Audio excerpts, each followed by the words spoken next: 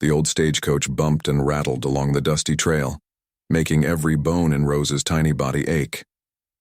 She pressed her face against the small window, watching the endless prairie stretch out before her like a golden sea.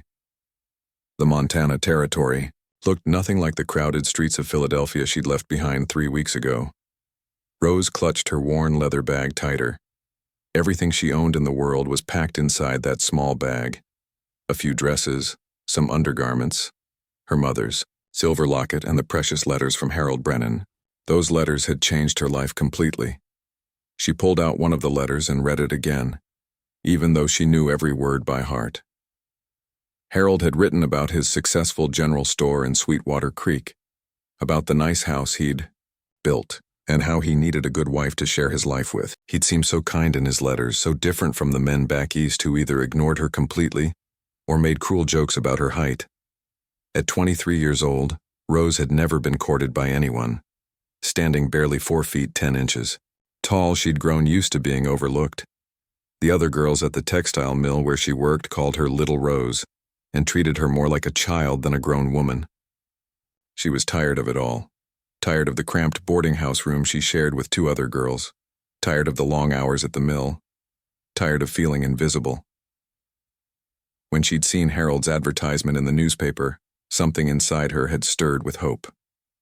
Successful businessman seeks honest, hard-working wife. Must be of good character and willing to make a new life in Montana Territory. It didn't say anything about height or appearance. For the first time in her life, Rose felt like someone might want her for who she was, not how she looked. The other passengers in the stagecoach glanced at her with curious eyes. There was an older woman with gray hair pulled back in a tight bun, a young man who looked like a clerk or bookkeeper, and a rough-looking fellow who smelled like whiskey and hadn't shaved in days. They all seemed to wonder what such a small woman was doing traveling alone to the middle of nowhere. "You meeting family out there, miss?" the older woman asked, her voice not unkind but definitely nosy. Rose felt her cheeks grow warm. "I'm getting married," she said quietly. The woman's eyebrows shot up. "Married? To someone you know?" "We've been writing letters," Rose explained, feeling suddenly embarrassed. When she said it out loud, it sounded foolish. How could she marry someone she'd never met? The whiskey-smelling man let out a rough laugh. "Mail-order bride, eh? Hope he's not expecting too much." His eyes looked her up and down in a way that made Rose want to disappear. The young clerk shot the man a disapproving look. "Leave the lady alone, Jeremiah. Takes courage to start fresh in a new place." Rose gave him a grateful smile. At least someone understood. She'd spent her entire life savings on this journey. $73.42. It was every penny she'd managed to save working 12-hour days at the mill, eating nothing but bread and thin soup most nights. As the miles rolled by, Rose found herself thinking about her childhood. She'd always been small, even as a baby. Her mother used to say she was perfectly formed, just in a smaller package. But her mother had died when Rose was only 15, and her father had died 2 years later in a factory accident. Since then, she'd been completely on her own. The boarding house where she lived was run by a strict woman who didn't allow visitors and barely provided enough food. Rose's room was just big enough for a narrow bed and a small chest for her clothes. She shared it with 2 factory girls who snored loudly and complained constantly. It wasn't much of a life. But Harold's letters had painted such a different picture. He wrote about Sunday picnics by the creek, about the mountains that turned purple at sunset, about the clean air and wide open spaces. He told her about his store, how he'd built it from nothing and how it was the heart of the small community. He needed a wife who could help him with the books, someone smart and reliable. Rose had always been good with numbers. Back in Philadelphia, she'd helped the mill supervisor with his accounting when he discovered she could read and write better than most. Harold had seemed impressed when she mentioned this in her letters. The stagecoach hit another bump, and Rose's bag slipped to the floor. As she bent to pick it up, she noticed her hands were trembling. What if Harold didn't like her? What if he took one look at her and changed his mind? She'd heard stories of mail-order brides being rejected at the station, left stranded with nowhere to go. But she pushed those dark thoughts away. Harold had seemed sincere in his letters. He'd asked about her interests, her dreams, her thoughts on various subjects. He'd never once asked about her appearance beyond requesting a photograph which she'd sent, a proper portrait that showed her face and shoulders, carefully posed to hide her small stature. The sun was getting lower in the sky, painting everything golden. The driver called back that they were getting close to Sweetwater Creek. Rose's heart began beating faster. She smoothed down her best dress, a dark blue cotton with small white flowers that she'd sewn herself. She'd saved for months to buy the fabric. She touched her mother's locket at her throat. It was her only piece of real jewelry, a simple silver oval with a tiny rose engraved on the front. Her mother had worn it every day, and now Rose never took it off. It made her feel less alone somehow. The other passengers began gathering their belongings as the stagecoach slowed. Through the window, Rose could see the first buildings of Sweetwater Creek coming into view. It was smaller than she'd expected, just one main street with wooden buildings on either side. But it looked clean and peaceful, with mountains rising in the distance like Harold had described. "This is it, folks," the driver called out. "Sweetwater Creek." Rose's hands shook as she checked her reflection in the small mirror from her bag. Her dark hair was still neatly pinned up, though a few strands had come loose during the long journey. Her brown eyes looked nervous but determined. She pinched her cheeks to give them some color and took a deep breath. The stagecoach rolled to a stop in front of what looked like the town's general store. Rose could see Brennan's Mercantile painted in neat letters across the front. Her future husband owned this store. This would be her new home. People had come out to see the stagecoach arrive. It was probably the most exciting thing that happened in town all week. Rose saw men in work clothes, women in simple dresses, and children peeking out from behind their mothers' skirts. Everyone seemed curious about who might be getting off. The driver opened the door and helped the older woman down first, then the clerk, then the rough man who stumbled slightly as he hit the ground. Finally, it was Rose's turn. She took the driver's, offered hand, and stepped down carefully. Her legs felt wobbly after so many hours sitting. She looked around at the gathered crowd, searching for a face that might belong to Harold. Several men were looking at her with curious expressions. Then she saw him. A tall man with neat brown hair and a well-trimmed beard stepped forward from the crowd. He was wearing a clean white shirt and dark pants, and he looked exactly like the photograph he'd sent her. This had to be Harold Brennan. Rose felt a smile spread across her face as she stepped toward him, her small bag clutched in her hands. After all these months of letters and dreams, she was finally here. Her new life was about to begin. Rose walked toward Harold with her heart pounding so hard she was sure everyone could hear it. She'd dreamed of this moment for months, imagining how it would feel to finally meet the man who'd written her such kind letters. But as she got closer, she noticed something that made her stomach drop. Harold's face was changing. The polite smile he'd been wearing when he first stepped forward was slowly fading. His eyes moved from her face down to her full height, then back up again. The look in his eyes wasn't the warm welcome she'd hoped for. It was something much worse, disappointment. You're Rose?" he asked, his voice lacking any of the warmth from his letters. "Yes," she said softly, her smile wavering. "Harold? I'm so happy to finally meet you." Harold didn't respond right away. He was still staring at her, and Rose could feel every person in the small crowd watching this awkward exchange. She suddenly felt very aware of how small she was, standing there with her worn bag barely reaching Harold's chest. "You didn't mention in your letters that you were so—" Harold paused, seeming to search for the right words while the townspeople continued to watch. So small. Rose felt heat rush to her cheeks. "I sent you a photograph," she said quietly. "I thought you understood." "The photograph only showed your face and shoulders," Harold replied, his voice getting colder. "I had no idea you were this petite." The way he said petite made it sound like a disease. Rose glanced around at the watching faces. Some looked curious, others seemed embarrassed for her. A few children were whispering and pointing, which made everything worse. Perhaps we could talk somewhere private, Rose suggested, hoping to escape the staring crowd. Harold shook his head firmly. I don't think there's much to discuss. This isn't going to work out. Rose felt like she'd been slapped. What do you mean? I mean, you're not suitable to be my wife, Harold said bluntly. I run the biggest store in town. I need a wife who can command respect, someone who looks substantial, someone people will take seriously. The words hit Rose like physical blows. She'd traveled across the country for this man. She'd spent every penny she had. She'd left everything behind in Philadelphia based on his letters full of kind words and promises. But your letters, she whispered. You said you wanted someone honest and hard-working. You said character mattered more than anything else. Harold shifted uncomfortably, clearly wanting this conversation to end. I assumed certain things about your appearance. A man in my position needs a wife who fits the role. You're obviously a nice person, but you're just not what I need. An older woman in the crowd stepped forward. She had gray hair and kind eyes, and she looked angry. Harold Brennan, this is shameful behavior, even for you. Stay out of this. Mildred, Harold snapped. This is between me and the lady.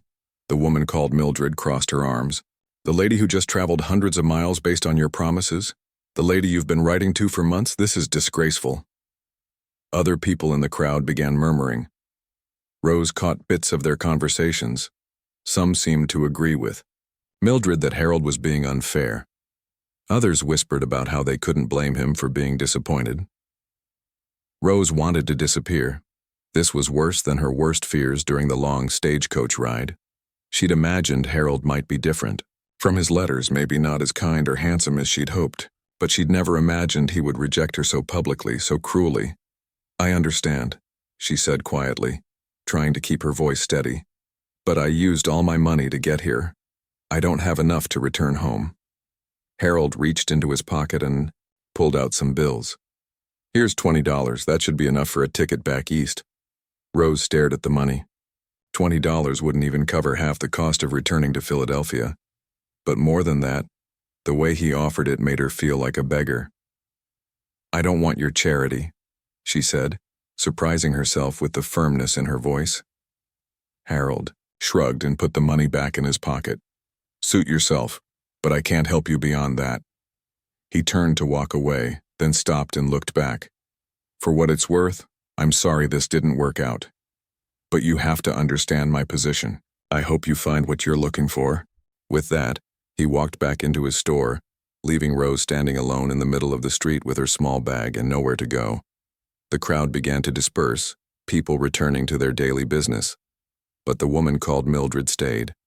She walked over to Rose, who was fighting back tears. Don't you pay him any mind, dear? Mildred said gently. Harold Brennan has always been more concerned with what people think than with doing what's right. Rose nodded, not trusting herself to speak without crying. My name's Mildred Henderson. I run the boarding house here in town. You look like you could use a place to stay and a hot meal. I don't have much money, Rose admitted. We'll figure something out, Mildred said firmly. Come on. As they walked down the street, Rose became aware of people watching from windows and doorways. The story of her rejection would be all over town by dinner time.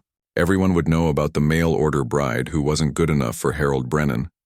Mildred's boarding house was a 2-story wooden building with a wide front porch. It looked clean and welcoming, much more so than the cramped place Rose had lived in Philadelphia.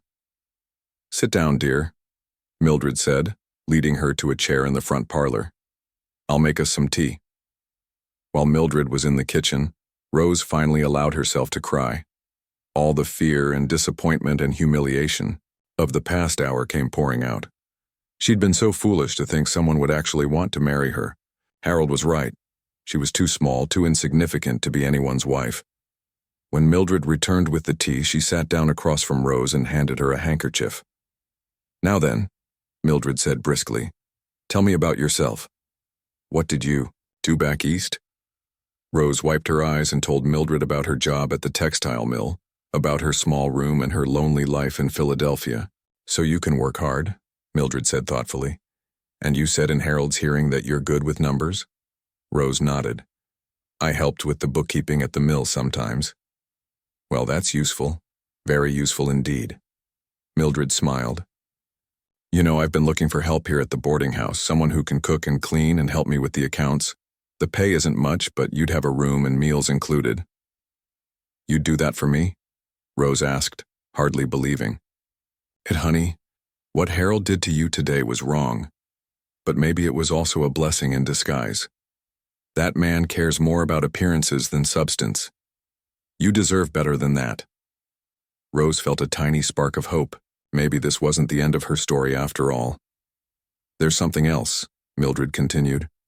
The school teacher mentioned just last week that she could use help with some of the children who are struggling with their reading and arithmetic. If you're educated enough to help with bookkeeping, you might be just what she needs. For the first time since stepping off the stagecoach, Rose smiled. I'd like that very much. Good. Now finish your tea and I'll show you to your room. Tomorrow we'll start figuring out how to build you a proper life here in Sweetwater Creek. As Rose followed Mildred upstairs, she realized something important. Harold's rejection had hurt terribly, but maybe Mildred was right.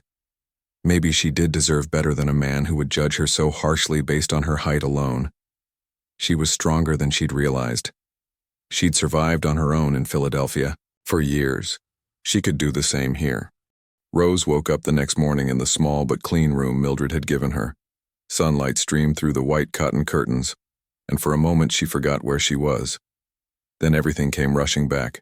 The stagecoach, Harold's cruel rejection, and her current situation as a stranded woman with nowhere to go.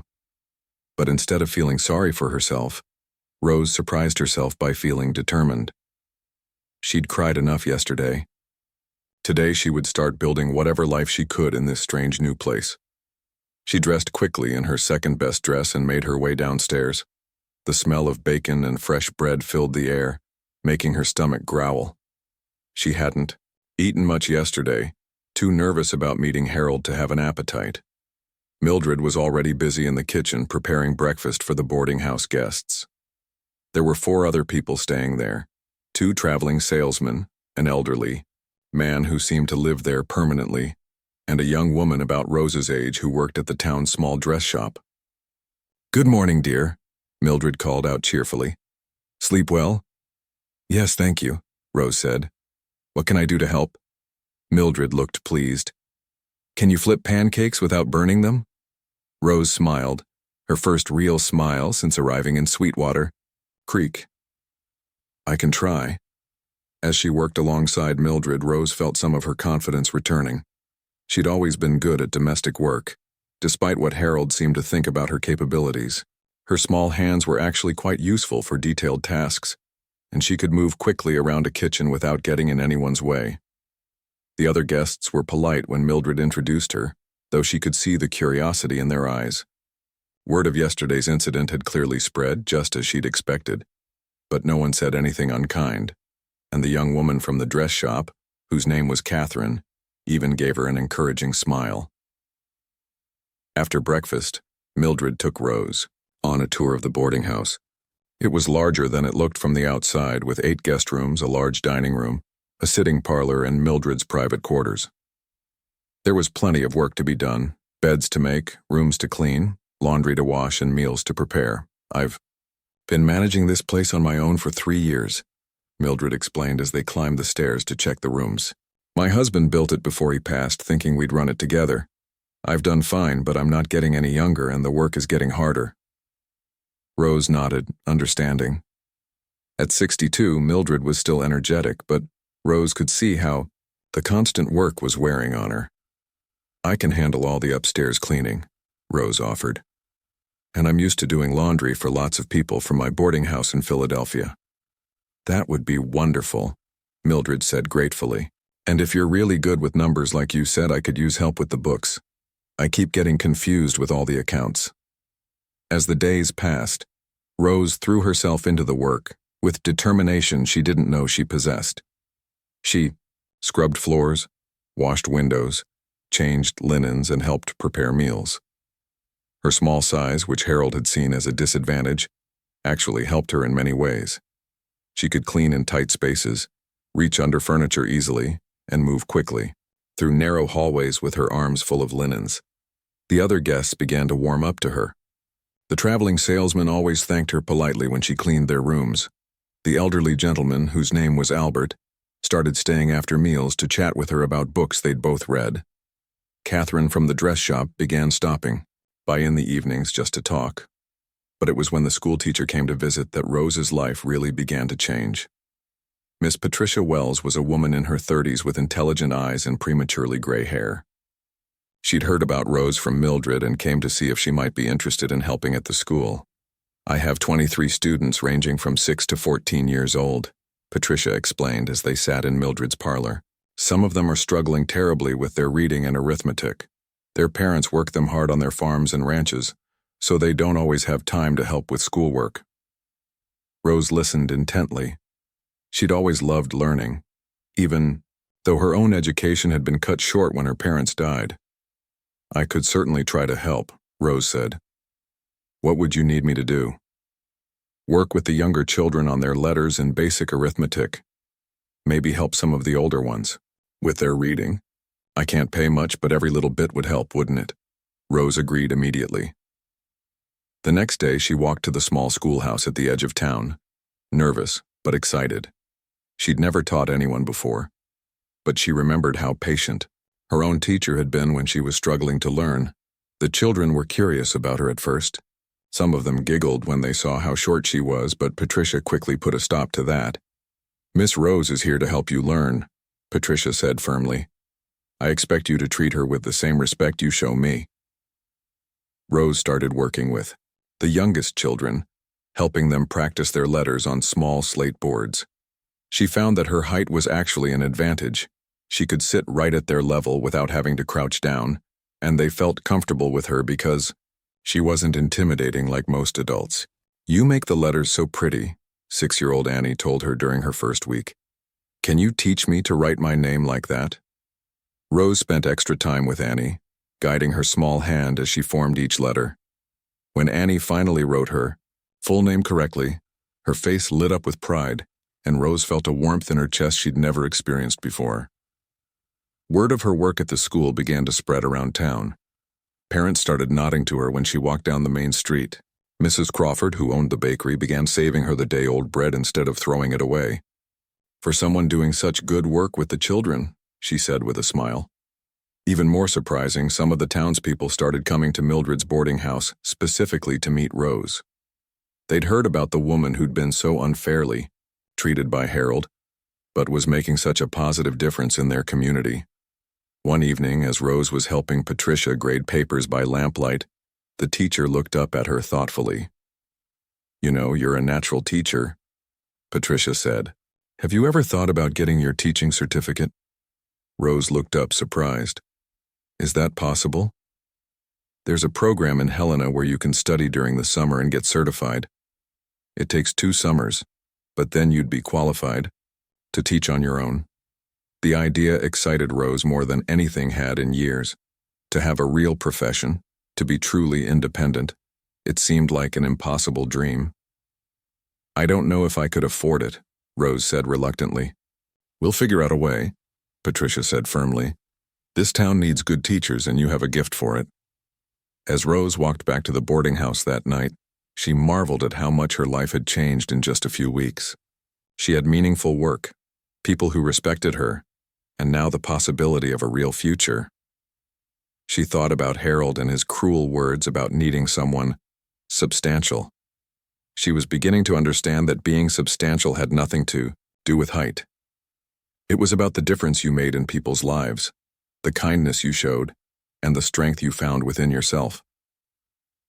For the first time since leaving Philadelphia, Rose felt truly hopeful about what lay ahead.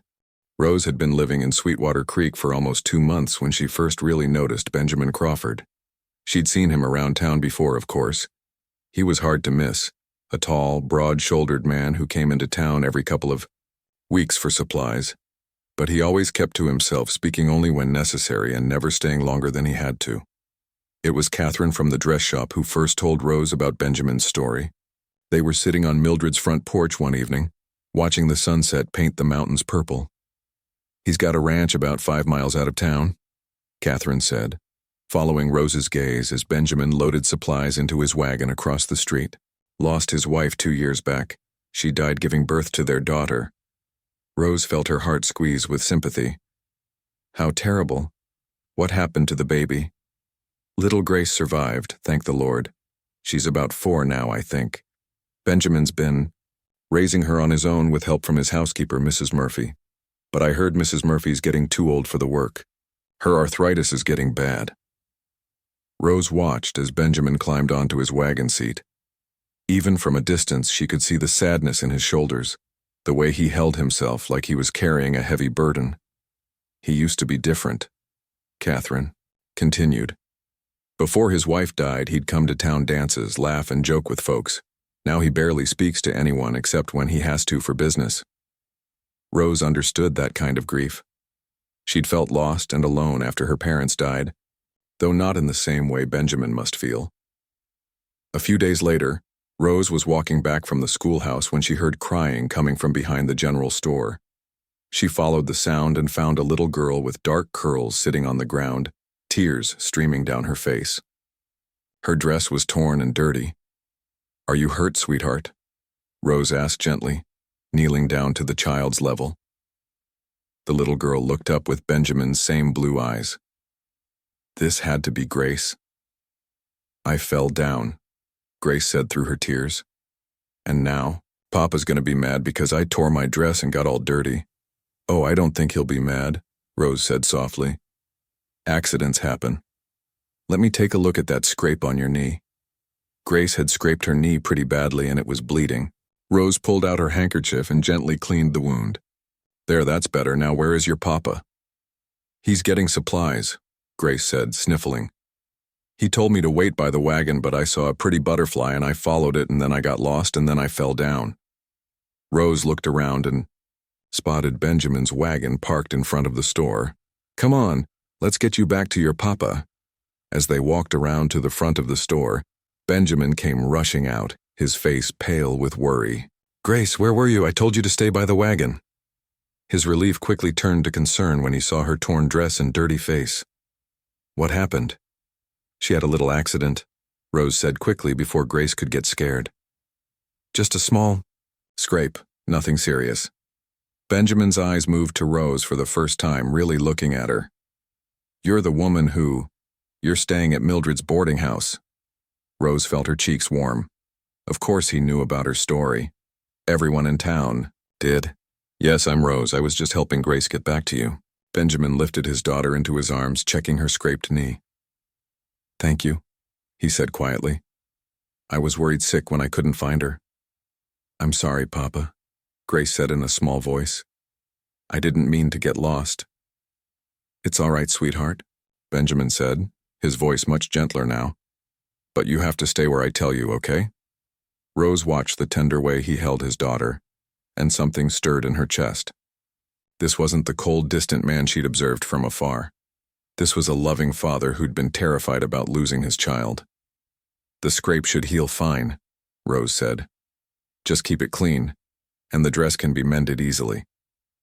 Benjamin looked at her again, and Rose saw something flicker in his eyes, surprise maybe, or curiosity.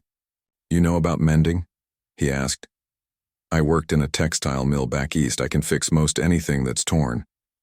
Benjamin hesitated for a moment, then said, "Mrs. Murphy, our housekeeper, her hands aren't what they used to be. She's been struggling with the sewing and mending. Grace goes through clothes pretty fast." Rose understood what he wasn't quite asking. "I'd be happy to help," she said. "I could come out to your ranch sometime, take a look at what needs fixing. I could pay you for the work," Benjamin said quickly.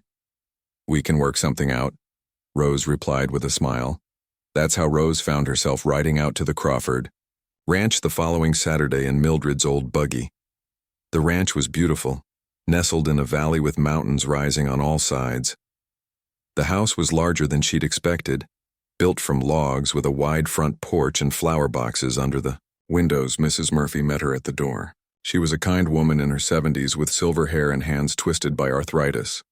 "Oh, bless you for coming," Mrs. Murphy said gratefully. "I've got a whole basket of things that need fixing, and my hands just can't manage the fine work anymore."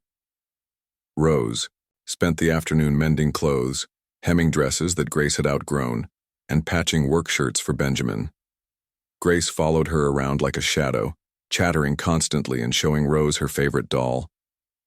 "Miss Rose, can you teach me to sew like that?" Grace asked, watching Rose carefully darn a hole in one of Benjamin's socks. "Maybe when you're a little older," Rose said. "But I could show you some simple embroidery stitches if your papa says." "It's okay." When Benjamin came in from the fields for supper, he found Rose and Grace sitting together on the front porch. Rose showing Grace how to make tiny cross stitches on a piece of practice fabric. "Look, Papa," Grace called out excitedly. "Miss Rose is teaching me to sew." Benjamin's weathered face softened as he watched his daughter's excitement. "That's wonderful, sweetheart."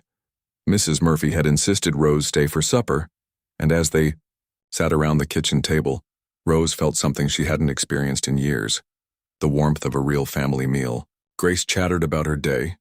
Mrs. Murphy fussed over everyone's plates, and Benjamin, though still quiet, seemed more relaxed than Rose had ever seen him. "Miss Rose knows lots of stories," Grace announced between bites of cornbread. "She told me about a princess who could talk to animals." "Did she now?" Benjamin said, and Rose caught him almost smiling. After supper, Benjamin walked Rose out to the buggy. The sun was setting, and the sky was painted in shades of pink and gold. "Thank you," he said simply, "for helping with the mending and for being so kind to Grace. She doesn't get to spend time with many women, with just Mrs. Murphy and me." "She's a wonderful little girl," Rose said honestly. "You're doing a good job raising her." Something passed over Benjamin's face. Pain, maybe, or regret. "I try, but she needs things I can't give her. A woman's touch. Someone to teach her the things her mother would have taught her." Rose felt her heart ache for both of them. "Would you like me to come back next week? I could bring some fabric and teach Grace a few more stitches." Benjamin nodded, gratefully. "She'd like that. We both would." As Rose drove back to town under the star-filled sky, she realized something had changed. For the first time since arriving in Sweetwater Creek, she'd felt truly useful, truly needed. Not just as hired help, but as someone who could make a real difference in people's lives. And Benjamin, quiet, grieving Benjamin, had looked at her not with pity or dismissal, but with genuine gratitude and respect. He saw her not as too small or inadequate, but as someone valuable. Maybe, just maybe, her story in Montana was just beginning. The autumn air was crisp and golden when Rose realized her feelings for Benjamin had grown into something much deeper than friendship. She'd been visiting the Crawford ranch every week for 2 months now, helping with mending and spending time with Grace. What had started as a simple arrangement had become the highlight of her week. Mrs. Murphy's arthritis had gotten worse, and she could barely manage the basic housework anymore. Benjamin had been trying to find a new housekeeper, but no one suitable had applied for the job. The ranch was too far from town for most women, and those who might consider it wanted wages Benjamin couldn't afford to pay. It was Grace who first suggested the obvious solution. "Why can't Miss Rose come live with us?" the little girl asked one evening as Benjamin was tucking her into bed. "She could be our housekeeper, and then she could teach me to sew every day, and read me stories every night." Benjamin's heart clenched. He'd been thinking the same thing for weeks, but he'd been afraid to ask. Rose had built a good life for herself in town. She was respected at the school, valued by Mildred, and had real friends. Why would she want to isolate herself on a ranch with a widower and his child? But Mrs. Murphy was struggling more each day, and Benjamin was getting desperate. The next Saturday, when Rose came for her usual visit, he found the courage to bring it up. "Rose," he said as they sat on the front porch watching Grace play with her doll, "I have a proposition for you." Rose looked up from the shirt she was mending. "What kind of proposition?" "Mrs. Murphy can't keep up with the work anymore. She needs to go live with her sister in town where someone can take care of her. I need a new housekeeper, and Grace, well, she's gotten very attached to you." Rose felt her heart skip. "What are you asking?" "Would you consider coming to work here permanently? I can offer you room and board, plus a fair wage. You'd have Your own room, and you could still help at the school when Patricia needs you. Rose set down her sewing, trying to keep her voice steady. What would my duties be? Cooking, cleaning, laundry, looking after Grace when I'm working the ranch. General household management. Benjamin paused, then added quietly, being the woman's influence in Grace's life that she needs. Rose had dreamed of this opportunity, but she'd never dared hope Benjamin would offer it. Living at the ranch would mean seeing him every day, being part of Grace's daily life, having a real home instead of just a rented room. I'd like that very much, she said softly. Benjamin's relief was visible. Thank you. When could you start? Give me a week to arrange things with Mildred and Patricia. When Rose told Mildred about the opportunity, the older woman smiled knowingly. That man's been half in love with you for weeks, Mildred said. Anyone with eyes can see it. Don't be silly, Rose protested, feeling her cheeks warm. He just needs help with Grace in the house. Mildred said with a knowing look. We'll see about that. Moving to the ranch felt like coming home. Rose's room was small but comfortable, with a window overlooking the mountains. She threw herself into her new duties with enthusiasm, discovering that managing a household was satisfying work when it was for people she cared about. Grace bloomed under Rose's constant attention. The little girl followed her everywhere, chattering, constantly and soaking up every lesson Rose offered. Rose taught her to bake bread, to tend a small garden, to embroider simple patterns, and to read new words every day. But it was Benjamin who surprised Rose the most. Away from the eyes of the town, he was warmer and more open than she'd ever seen him. He had a quiet sense of humor that made her laugh, and he was endlessly patient with Grace's questions and demands for attention. In the evenings after Grace was in bed, Benjamin and Rose would often sit on the front porch talking about everything and nothing. He told her about his dreams for expanding the ranch, about his fears of not being a good enough father, about how lonely he'd been since his wife died. Rose shared her own stories, about her childhood, her struggles in Philadelphia, her dreams of becoming a real teacher someday. Benjamin listened with genuine interest, never making her feel like her ambitions were too grand for someone like her. One evening in late October, as they sat watching the stars come out, Benjamin said something that made Rose's heart stop. You know, when Harold rejected you that day, I thought he was the biggest fool in Montana territory. Rose turned to look at him in surprise. You were there? I was picking up supplies when the stagecoach arrived. I saw the whole thing. Benjamin's voice was quiet in the darkness. I watched him treat you like you weren't good enough, and all I could think was that he didn't deserve you. You didn't even know me then. No, but I could see who you were. The way you held yourself with dignity even when he was being cruel. The kindness in your eyes when you looked at his rudeness and still tried to be polite. I knew right then that Harold Brennan was losing something precious. Rose felt tears prick her eyes. I felt so worthless that day. You're not worthless, Benjamin said firmly, turning to face her fully. You're the strongest, kindest, most capable woman I've ever known. You've brought joy back into this house, given Grace the mother figure she desperately needed, and made me remember what it feels like to look forward to coming home. The words hung in the air between them. Rose could barely breathe. Benjamin, she whispered. I know this might be too soon, he said quickly. I know you came here as my housekeeper. But Rose, I've fallen in love with you. Completely and utterly in love with you. Rose felt like her heart might burst with happiness. You have? How could I not? You fit so perfectly into our lives, into this place. Grace adores you. And you make me feel alive again in a way I thought I never would after Margaret died. Rose reached for his hand in the darkness. I love you too, she said softly. I have for weeks now. I was afraid to hope you might feel the same way. Benjamin lifted their joined hands and kissed her knuckles gently. Would you consider marrying me?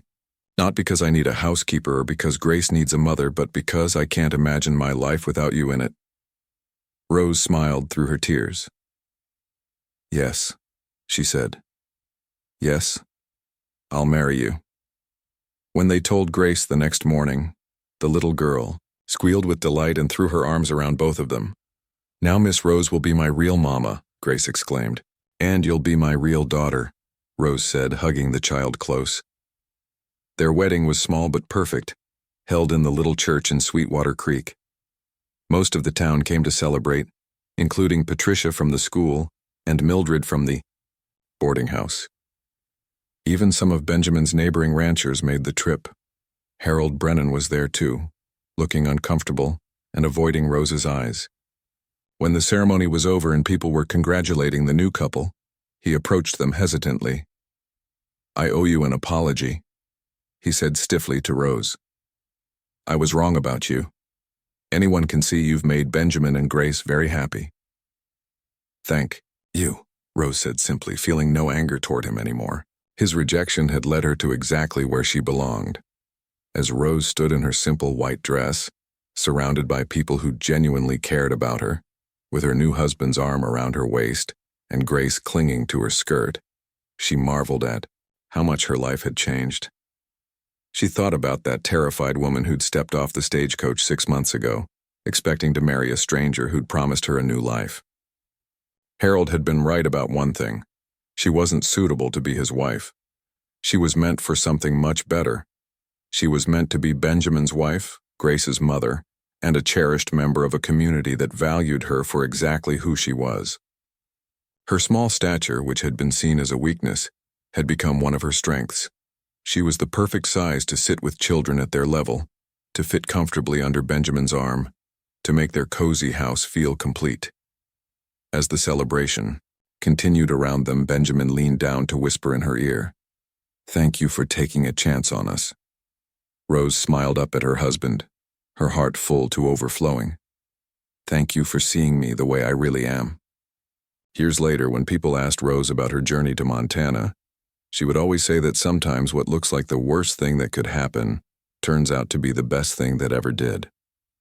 Harold's rejection had hurt terribly at the time, but it had led her to a love deeper and truer than anything she could have imagined.